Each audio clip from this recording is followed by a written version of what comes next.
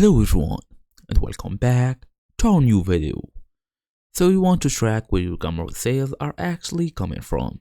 If you are running ads or promoting products online, you need real data. So in today's small tutorial, we're gonna go through how to connect Gumroad with Google Analytics so you can track traffic and conversions. Fast and easy as usual. Let's get started.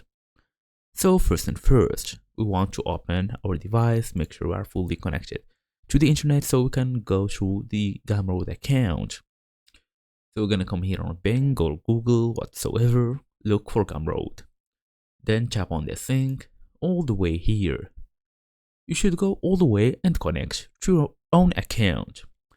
So all you have to do is tap on basically the login section. I'm gonna go all the way to my dashboard now, since I'm already logged in.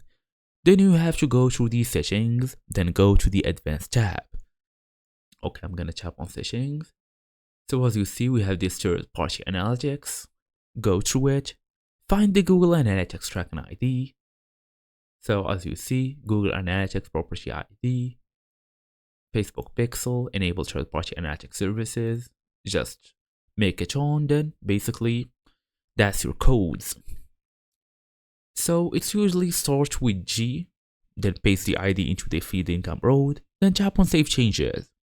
Now your product pages will start sending data to Google Analytics immediately. As for some bonus tips, you can use GA4 to track conversion events, monitor traffic sources like YouTube, Twitter, or even ads, then check the real-time report to confirm it's fully working. And that's the whole idea, so thank you all for watching. I'll see you all in the next video.